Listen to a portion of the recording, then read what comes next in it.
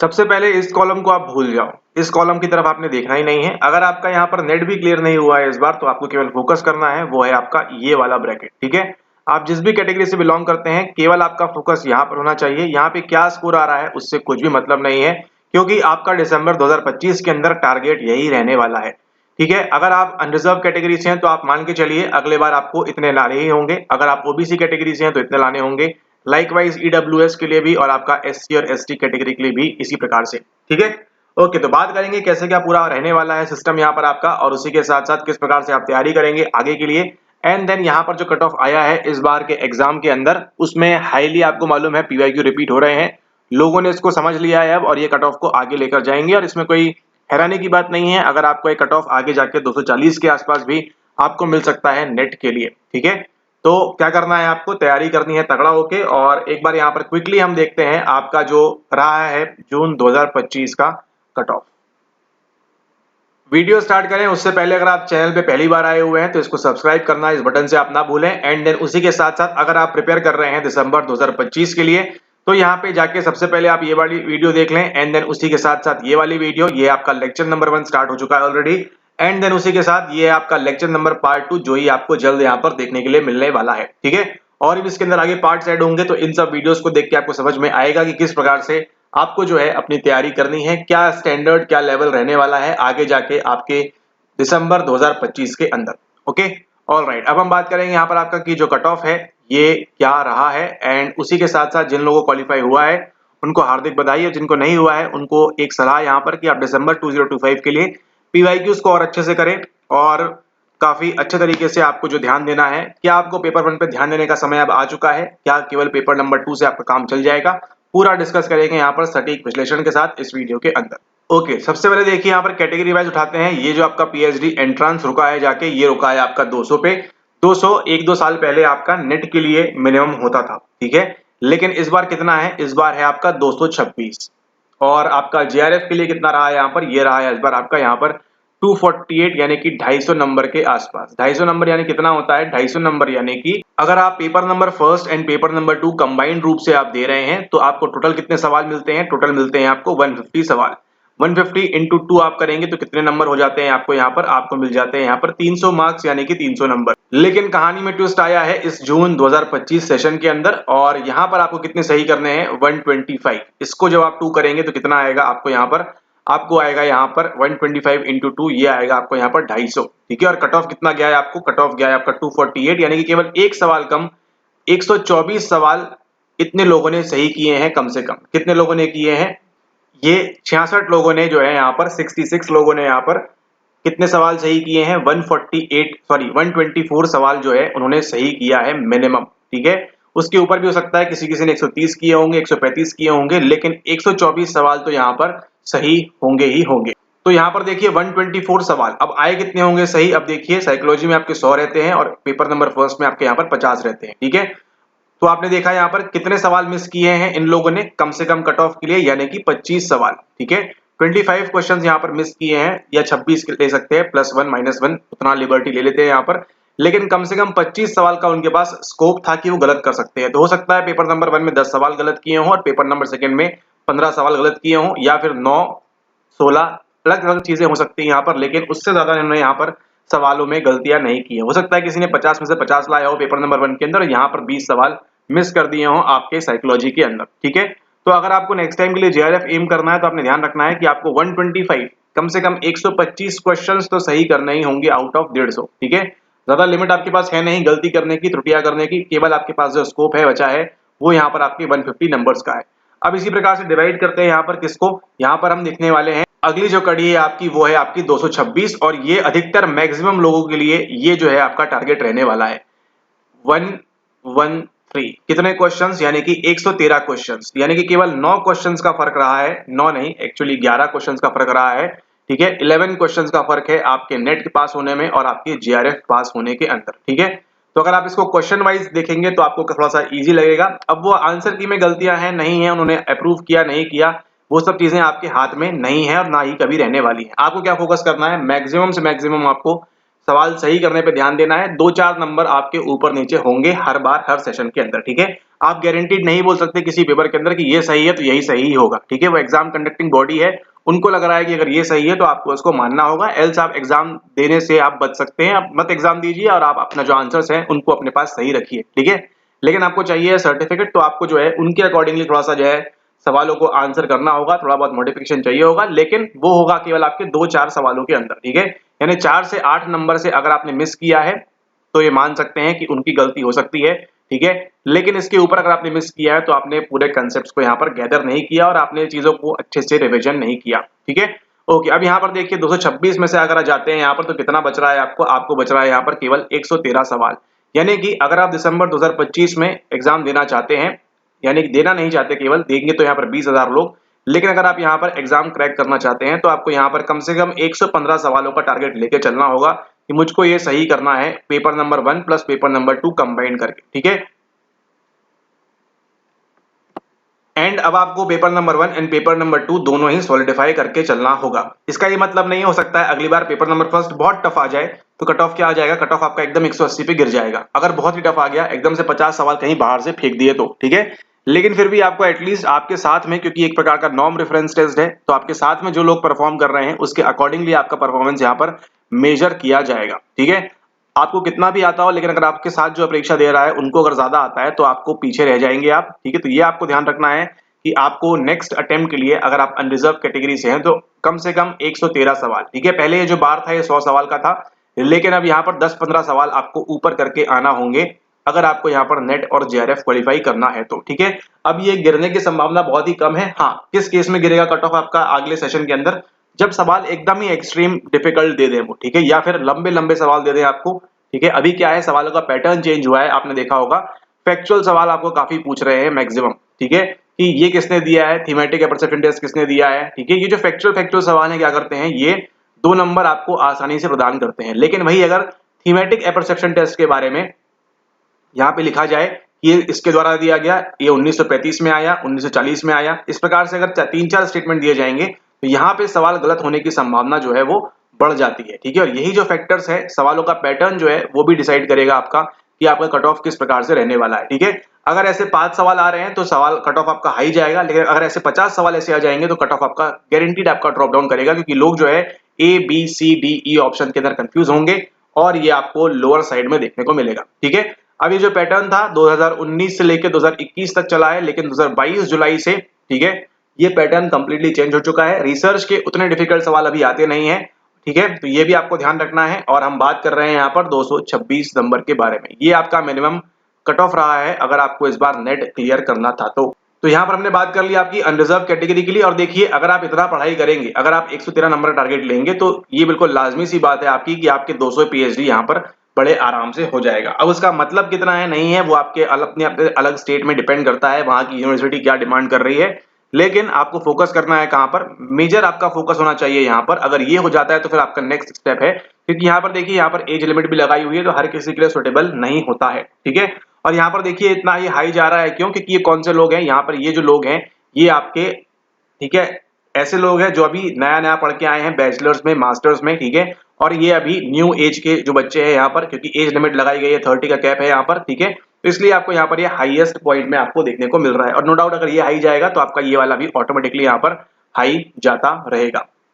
And एक factor ध्यान रखना है, क्वेश्चंस का पैटर्न बेसिक होता जा रहा है, ठीक है, क्योंकि उन्होंने जो है यहाँ पर बैचलर्स के बच्चों को भी यहाँ पर इंक्लूड किया हुआ है। तो आपको ध्यान रखना है कि ये जो बैचलर्स के बच्चों को इंक्लूड किया है, इस वजह से सवालों का स्तर बहुत ही लेमन टर्म्स में बहुत ही आसान और बहुत ही नीचे इन्होंने कर दिया है as compare to previous year papers, ठीक है। प्रीवियस ईयर पेपर्स को ध्यान में रखते हुए बात कर रहे हैं, बिना किसी वजह के नहीं बात हो रही है यहाँ पर। पीवाईक्यू अगर आप देखेंगे 2019 से लेकर तो समझ में आएगा पेपर का जो स्टैंडर्ड है वो कैसा हो चुका है, ठीक है। और यही वजह है कट ऑफ आपका हाई जाएगा। अगर सेम स्टैंडर्ड रहा, अगर वो जो सवाल पूछते हैं A B C D 4 option वाले, उनको अगर नहीं इंक्लूड किया गया तो आपका कट ऑफ अगेन आपका फिर से हाई जाएगा। नाउ बात करते हैं, देखिए 238 240, आप ध्यान दीजिएगा हर सेशन के अंदर ओबीसी एनसीएल ईडब्ल्यूएस के अंदर क्या होता है, यही होगा आपके दिसंबर 25 के अंदर। आपको जो डिफरेंस है यहाँ पे मिलेगा आपको 20 से 18 नंबर का, ठीक है। 18 से 20 नंबर का देखिए यहाँ पे डिफरेंस है, ये वाले बात करें अगर मेजरली तो, ठीक है। नेट में आपको हमेशा 18 से 20 नंबर का इस ओबीसी कैटेगरी, एनसीएल और आपके ईडब्ल्यूएस में आपको हमेशा देखने को मिलेगा। यहाँ भी देखिए 208, 218, 228, 18 से 20 नंबर का फर्क आपको यहाँ पर अगेन देखने को मिला है। एंड ये काफी पहले से पैटर्न आइडेंटिफाई किया हुआ है, तो अगर आपको अनरिजर्व का कट ऑफ मालूम पड़ता है तो उसके बेस पे या फिर अनरिजर्व के आपके साथ के पीएस कितना परफॉर्म कर रहे हैं उसके आधार पर भी आपको एक आइडिया लग सकता है, अनुमान लग सकता है पहले से कि आप किस प्रकार से स्कोर करने वाले हैं। लेकिन देखिए यहाँ पर 208, 208 और 194 और 190, यानी कि अगर आप अन्य किसी कैटेगरी से बिलोंग करते हैं, अगर आप अनरिजर्व कैटेगरी से बिलोंग नहीं करते हैं, अगर आप इन किसी कैटेगरी से बिलोंग करते हैं, तो आपका बार कितना सेट होने वाला है, वो होने वाला है आपका 210, यानी कि 105 सवाल से लेके 110 सवाल आपको मिनिमम यहाँ पर सही करके आना है आगामी दिसंबर 2025 के अंदर। ठीक है, अगर आप इस कैटेगरी से, इस कैटेगरी से, इस कैटेगरी से, इस कैटेगरी से, अब यहाँ देखिए ज्यादा कुछ फर्क नहीं है, केवल 5-6 सवालों का फर्क होता है हर बार। ठीक है, यहाँ पे अगर इन्होंने 80 सवाल सही किए हैं, इनको चाहिए होंगे 70 और यहाँ पे चाहिए होंगे 65 से 64, इस प्रकार से ही ये आपका काम करता है हर कैटेगरी के अंदर। ठीक है, तो 208 आपका ओबीसी एनसीएल में और ईडब्ल्यूएस में। एससी और एसटी कैटेगरी की बात करें तो यहाँ पर देखिए 194, 190, किसी जमाने में इन लोगों को इस नंबर पे क्या मिलता था, जेआरएफ मिल जाता था। लेकिन आपको ये समझना है आपका पेपर जो है वो सवाल पूछने का जो तरीका है वो काफी स्टैंडर्ड जो है उसका यहाँ पर लो होता जा रहा है, और उसी के साथ साथ हाईली पीवाईक्यू रिपीटेड है, सवालों को जो आपको बताते हैं तो ये भी लोगों ने समझा है और उसके आधार पर जो मार्क कर रहे हैं वो क्या है, ये आपके कट ऑफ को इंक्रीज करता है। ठीक है, अब यहाँ देखिए आपको समझ में आएगा, आपको सवाल भी दिखा देते हैं कुछ ऐसे सवाल जो आपको खुद लगेगा कि अच्छा ये सवाल 11वीं और 12वीं कक्षा का बच्चा भी कर सकता है, ये मेरे पेपर में क्या कर रहा है। अगर आप इस बात को समझ जाएंगे अभी, तो आप क्या करेंगे, आप दिसंबर 25 के लिए अच्छे से प्रिपेयर कर सकते हैं एंड आपको समझ में आएगा अच्छा मुझे बेसिक कवरेज भी चाहिए है, हाई लेवल की भी चाहिए और एडवांस लेवल की भी चाहिए है। ठीक है, ये तीनों चीजों को अगर आप कवर करेंगे तो आपके लिए काफी आसानी हो जाएगी। अभी आपको देखिए आपकी आंखों के सामने दिखाते हैं 10-15 सवाल। ठीक है, अगर आप उस 10-15 सवालों को हटा के वहां पर डिफिकल्ट सवाल लगा देंगे तो ये जो है ना यहाँ पर आपका 210 पे आ जाएगा, ये आपका 194 पे आ जाएगा और ये सारी चीजें यहाँ पर हो जाएगी। ठीक है, ध्यान दीजिएगा, इसके बेस पे आप देखिए यहाँ पर भी ऑटोमेटिकली आपका जो है बाकी कम हो जाएगा। और बाकी आप देख सकते हैं एससी के लिए जीआरएफ 228 पे है, एसटी के लिए 220 पे है, ईडब्ल्यूएस के लिए 240 पे है, ओबीसी एनसीएल 238 और यहाँ पर 248। यहाँ पे आने के लिए आपको paper number 1 and paper number 2 दोनों की तगड़ी तैयारी करनी पड़ेगी दिसंबर 2025 के लिए। एंड उसी के साथ साथ इस बार बताया गया है कि डीआई भी थोड़ा आपका इजी आया था, बच्चे यहाँ पर कर पा रहे थे, तो अगर आपने 5 सवाल कर दिए तो देखिए 10 नंबर तो आपके ऐसे ही बढ़ गए। ठीक है, हर बार क्या होता है डीआई डिफिकल्ट आता है, इस बार शायद जैसा बताया गया है कि आपका डीआई इजी आया था। अगर आपको लगता है कि इजी था या टफ था, जो भी है आपके पास एक्सपीरियंसेस कमेंट यहाँ पर जरूर करें कि आपको क्या लगा था, डीआई आसान था या डीआई डिफिकल्ट था। एंड अगर काफी बच्चों ने यहाँ पे कमेंट किया कि डीआई आसान था तो समझ जाइए कट ऑफ इंक्रीमेंट की वजह क्या है। ठीक है, कई लोगों को आसान लग सकता है, कई लोगों को डिफिकल्ट लग सकता है, वो डिपेंड करता है पर्सनल एक्सपीरियंसेस के ऊपर। ठीक है, ओके, अब यहाँ पर देखिए कुछ सवाल देखते हैं आपके इसी पेपर के अंदर से जून 2025 से, और आपको समझ में आएगा कि पेपर का स्टैंडर्ड किस प्रकार से यहाँ पर बहुत ही बेसिक चला जा रहा है और जिस वजह से आपका कट ऑफ ये ऊपर चला जा रहा है। ठीक है, और आपके पास अब क्या है, नॉलेज काफी ज्यादा है, आप लोग वीडियोस देखते हैं, पीवाईक्यू वगैरह लगाते हैं। अभी पहले इसकी कंपैरिजन में 2 साल पहले के कंपैरिजन में जब से यहाँ पर एंट्री हुई है, आप चैनल की हिस्ट्री देख लीजिएगा, यहाँ से आप देखिए पीवाईक्यू कट ऑफ बढ़ रहा है आपका, एंड पीवाईक्यू जो है लोगों ने लगाना स्टार्ट कर दिए हैं, पीवाईक्यू ई बुक ले रहे हैं, फटाफट सवाल लगा रहे हैं, बार बार लगा रहे हैं, रिपीट करके लगा रहे हैं। और अभी देखिए आपको दिखाते हैं उसी का एक छोटा सा नमूना। ठीक है, फुल वीडियो के लिए आप जो है यहाँ पर चैनल को सब्सक्राइब करके रखें, आगे आएगी वीडियोस जहां पर हम सॉल्व करेंगे पूरा जून 25 का पेपर विथ एनालिसिस डिटेल में, तो वो भी आप देखें। लेकिन यहाँ देखिए एक छोटी सी टेलर, यहाँ पर देखिए ये वाला सवाल, सवाल नंबर 72, अकॉर्डिंग टू तैत्तिरीय उपनिषद जीवा human being is a multi layered entity, arrange those layers. अब इसका देखिए अगर आपने पहले से वीडियोस देखे हुए, इसका निमोनिक मालूम है, सिंपल सा है, अन्नमय, प्राणमय, मनोमय, विज्ञानमय और आनंदमय। इसको लगा देना है, एपीएमबीए मार्क कर देना है और आपका आसानी से आंसर निकल जाएगा। तो ये है आपके 2 मार्क्स फ्री के। ठीक है, अब अगर ये सवाल इजी है, 2 मार्क आपको आसानी से मिल जाएंगे। अब यही डिफिकल्ट कब बनता, जब उन्होंने पूछा होता किसके बारे में, कि विज्ञानमय कोश में क्या होगा, अन्नमय में क्या होगा, मनोमय में क्या होगा, यहाँ पर क्या होगा और यहाँ पर क्या होगा। ठीक है, तो यहाँ पे आपको 2 नंबर स्कोर करने में आपको थोड़ी सी डिफिकल्टी होती। ठीक है, अगर हम यहाँ पे आइडियली 100 लोगों की बात करें तो 100 में से 100 लोगों में से 90% लोग जो है इसको सही सही मार्क करेंगे, अगर केवल सवाल ऐसा पूछा हुआ है तो। और यही 90% का आंकड़ा जो है आपके 50 से 60% चला जाएगा अगर क्या हो जाएगा, सवाल आपको डिटेल में यहाँ पर पूछ लेंगे तो, अंदर की डिटेलिंग पूछेंगे तो। ठीक है, ये केवल क्या हुआ आपका एक एग्जांपल। ठीक है, तो ये आपका सवाल है और ये आपका हाईली पीवाईक्यू रिपीटेड है, कई बार आ चुका है, एंड आपने प्रैक्टिस करना है इन प्रकार के सवालों के बारे में आगे आने वाले सेशंस के लिए। अब यहाँ पर देखिए ये सवाल है, सवाल नंबर 77 पूछा है आपसे, which of the following are the laws of learning. ठीक है, लर्निंग के जो अधिगम के आपके नियम है, इफेक्ट है, रिसेंसी, प्रेमेसी, एक्सरसाइज, रेडीनेस। अब ये देखिए, ये जिसको भी थोड़ा बहुत जिसने भी पढ़ा हुआ है ईएल थॉर्नडाइक के बारे में, वो इसको बराबर से आंसर कर देगा। ठीक है, ईपीआर जो है इनके अंदर दिया हुआ है, तो इसको आप ध्यान रखेंगे। सॉरी, ईईआर इफेक्ट की बात होती है, जहां से आपके ऑपरेंट कंडीशनिंग वाली कहानी आगे स्टार्ट होगी। एक्सरसाइज और रेडीनेस, रिसेंसी और प्रेमेसी देखिए ये दोनों कहां से लिया हुआ है कंसेप्ट, ये दोनों आपके मेमोरी से लिया हुआ है। लेकिन चलिए फिर भी ये थोड़ा डिफिकल्ट है, और आसान देखते हैं इससे। ये देखिए अगला सवाल, कुछ नहीं करना है, एक निमोनिक है FSNPA, नंबर लगाओ, 2 नंबर पाओ और आगे बढ़ो। कुछ नहीं, दिमाग भी नहीं लगाना है आपको, करेक्ट सीक्वेंस पूछा हुआ है, FSNPA मारिए और आगे बढ़िए।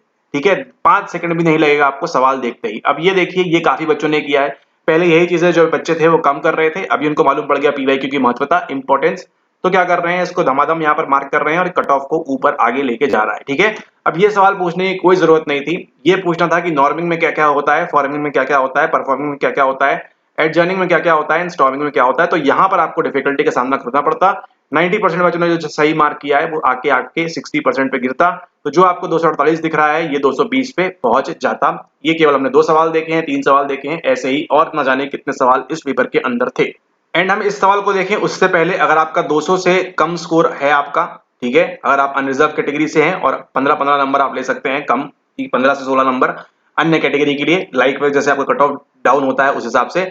अगर आपका स्कोर इससे कम आ रहा है तो आपने पीवाईक्यू को प्रॉपर्ली लगाया नहीं हुआ है, और उसी के साथ साथ आपने पेपर को सही से नहीं डील किया था एग्जाम डे के अंदर। अब ये देखिए मैक्स मिनकॉन प्रिंसिपल, सीधा सीधा आपको पूछा हुआ है इसके पहले भी। ठीक है, जो आपका कैंसिल पेपर था वहां पर आपको पूछा हुआ है सेम सवाल मैक्स मिनकॉन प्रिंसिपल के बारे में। तो जो बच्चा पीवाईक्यू लगाया है उसको 2 मिनट भी नहीं लगेंगे इस सवाल को सही सही आंसर करने के लिए। कुछ नहीं करना है कि पीवाईक्यू जैसा का जैसा है वैसे का वैसा ही उठा के दिया गया है। और ये था आपका तीसरा सवाल, यानी कितने नंबर हो गए टोटल आपके यहाँ पर, 6 नंबर आपको यहाँ पर फ्री के दिए हुए थे, सीधा सीधा आपको पीवाईक्यू में पूछा हुआ था, कुछ नहीं करना था, आपको यहाँ पर मार्क करना था। और ये देखिए ये है वो बेसिक सवाल। कौन सवाल पूछता है ऐसे, आपने मास्टर्स किया हुआ है, आप आगे असिस्टेंट प्रोफेसर के लिए लेना चाहते हैं, लेकिन पेपर सेट करना पड़ता है इस तरीके से। लेकिन ओरल स्टेज पूछी हुई है, लेटेंसी, फेलिक, एनल और जेनेट। ठीक है, ये आप देखिए, अगर कोई 11वीं कक्षा की एनसीईआरटी पढ़ा हुआ है, 12वीं कक्षा की एनसीईआरटी पढ़ा हुआ है, तो वो भी इसको आंसर कर देगा प्रॉपर्ली। एंड इस प्रकार के सवाल जो सेट किए जा रहे हैं वो क्यों, ताकि वो आपके जो बैचलर्स और मास्टर्स में जो भी बच्चे गए हैं उन लोग यहाँ पे सवाल को सही कर सकें। और ये आपके देखिए 2 नंबर फ्री के, 8 नंबर देख लिया अभी हमने यहाँ पर, आपको फ्री के मिले हुए थे, कुछ नहीं करना था, केवल पीवाईक्यू बेसिक अंडरस्टैंडिंग 8 नंबर आपके ऐसे के ऐसे आ रहे हैं। यहाँ पर देखिए अगला सवाल, ऑब्जर्वेशन, रिफ्लेक्शन, प्लान, एक्शन, कुछ नहीं करना है। जो हमने पीओआर जो आपको निमोनिक बताया हुआ है, इसके पहले कई वीडियोस में पीवाईक्यू आएगा, ये आपका कर्ट लुईन की एक्शन रिसर्च फिर से आई है। कितने नंबर हो गए, 5 सवाल देख लिया आपने, यानी कि 10 मार्क्स आपके आसानी से थे। अगर आपने इनमें से 10 मार्क्स में से अगर आप 8 के नीचे जा रहे हैं तो आपका तो ऑब्वियसली हुआ ही नहीं होगा, क्योंकि ये काफी रेयर है। अगर आपने इन सवालों को गलत किया है तो आपके होने की संभावना वैसे ही घट जाती है। आप चेक कर सकते हैं खुद की, आपको आंसर की मिल गई होगी, एनालाइज कर सकते हैं आप वहां से कि किस प्रकार से ये सवाल आपको, मतलब ये आपको दिया था कि आप 10 नंबर घटा लो, 248 में से कितने हो गए, आपके 238 पे आ जाओगे। अगर आप इनकी वजह से या इनके सवालों की जगह अगर आप दूसरे सवाल डालते डिफिकल्ट वाले, ठीक है, तो ये जो है डिफिकल्ट सवाल कम होते जा रहे हैं, आसान सवाल ज्यादा होते जा रहे हैं। प्लस उसी के साथ साथ पीवाईक्यूज अभी लोगों को ज्यादा मालूम पड़ रहा है किस प्रकार से आता है, पीवाईक्यूज लगा रहे हैं। ठीक है, तो वो भी आपको इसका फायदा मिलता है और आप सवाल को सही सही करके जाते हैं एग्जाम के अंदर। और यही वजह है कि आप ये कॉलम देख रहे हैं और आगे भी आप इसी प्रकार के कॉलम देखते रहेंगे। ठीक है, अगर आपने अभी भी चीजों को सही से इंप्लीमेंट नहीं किया, पीवाईक्यूज को आपने प्रॉपर्ली नहीं लगाया, अभी भी सही से अपने कंसेप्ट गैदर नहीं किया, अब वो समय चला गया है कि आपको लर्निंग का थोड़ा सा पढ़ लिया, ये पढ़ लिया, 180 190 में आपका हो जाएगा। अब यहाँ देखिए 190 में आपका एसटी का हो रहा है एपी के लिए, 194 में एसटी का हो रहा है, ईडब्ल्यूएस का 208 में हो रहा है, 208 में, 226 में। यानी कि अब ये बात फिक्स है कि इन 2025 2025 के अंदर 200 का बार जो है वो पार हो चुका है। 200 के ऊपर आपको यहाँ पर स्कोर करना होगा अगर आपको असिस्टेंट प्रोफेसर के लिए एलिजिबल होना है तो।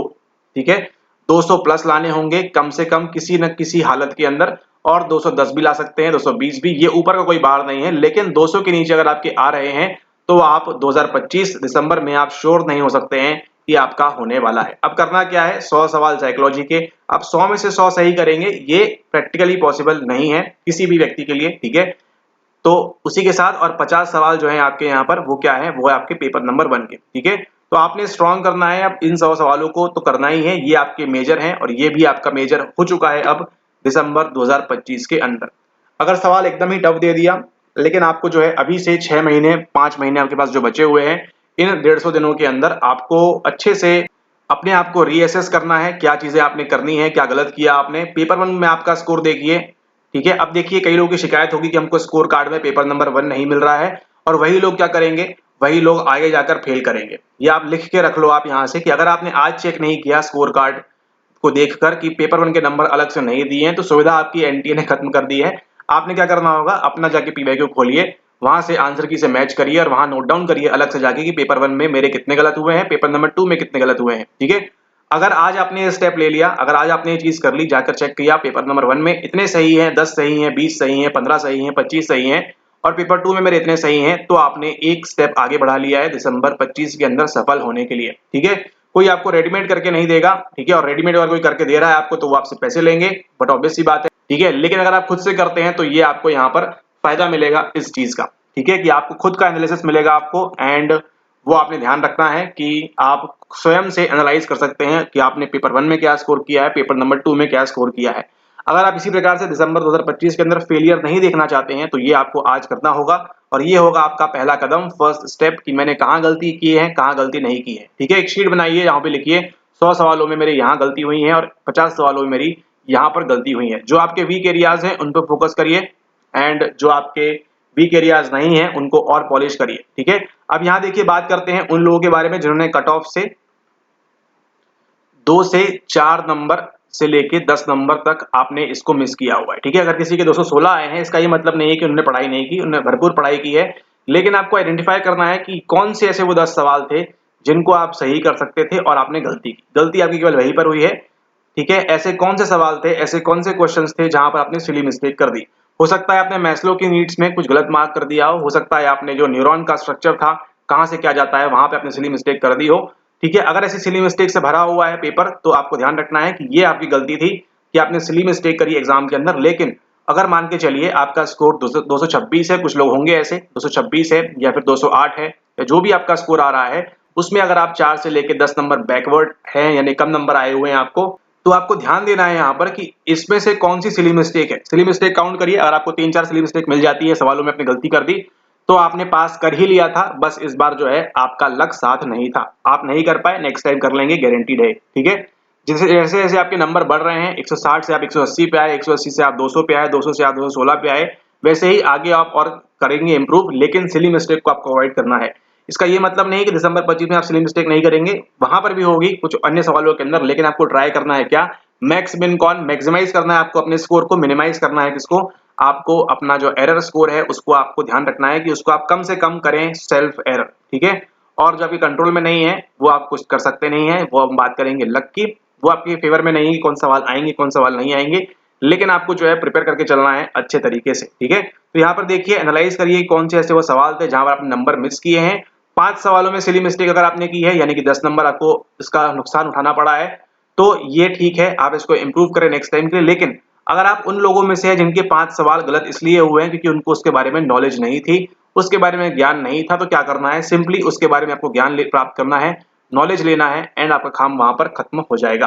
क्योंकि एग्जाम हॉल के अंदर आपके पास कोई चांस ही नहीं था, ऑप्शन ही नहीं था, आपको उसके बारे में कुछ भी आइडिया नहीं था, आप क्या मार्क करते, आपने तुक्का लगाया, लगा तो ठीक, नहीं लगा तो ठीक, ठीक है। तो ऐसी कोई दिक्कत वाली बात नहीं है, थोड़ा सा लग आपका फेवर नहीं किया, लेकिन नेक्स्ट टाइम आपका जरूर हो जाएगा, और आप भी उस 6% और 1% लोगों के अंदर धीरे धीरे जाना स्टार्ट कर देंगे।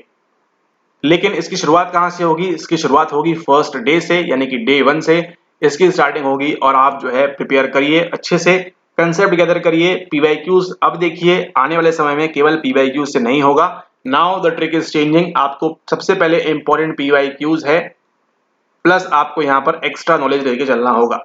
अभी तक समय था कि आप पीवाईक्यूज के बेस पे कर सकते थे, इस पेपर के बेस पे भी आप जो है पीवाईक्यू के आधार पर कर सकते थे पास, लेकिन पीवाईक्यू आपको अब ध्यान देना है, पेपर नंबर 1 के भी एंड पेपर नंबर 2 के भी, दोनों के दोनों पीवाईक्यूज आपको अच्छे से करना है। और जल्दी आपको चैनल के ऊपर पेपर नंबर 1 से संबंधित पीवाईक्यू का डिकोडिंग भी आपको यहाँ पर मिलना स्टार्ट हो जाएगी, क्योंकि अब यहाँ पर कंपटीशन काफी बढ़ रहा है और आपको हेल्प चाहिए यहाँ पर पेपर नंबर 1 के अंदर भी, कि कौन से ऐसे टॉपिक्स है, कौन कौन से ऐसे एरियाज है जहां से आपको मैक्सिमाइज करना है अपना स्कोर, ठीक है। वो भी मिलेगा आपको इस चैनल के ऊपर, चिंता ना करें। एंड अगर अभी तक आपने सब्सक्राइब नहीं किया है तो इसको जरूर से सब्सक्राइब कर लें ताकि आप इसी प्रकार की और भी बढ़िया बढ़िया वीडियो देखते रहें।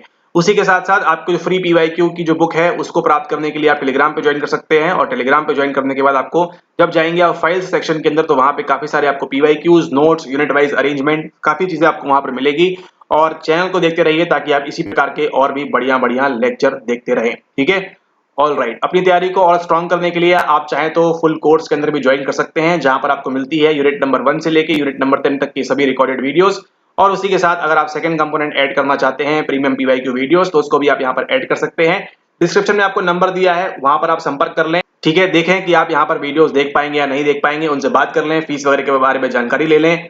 एंड अगर आप कंफर्टेबल हैं तो आप इसको जल्द से जल्द ज्वाइन करें। ठीक है, यहाँ पे जो इस चैनल के ऊपर जो फीस है वो स्टार्ट होती है आपकी ₹9,999 से।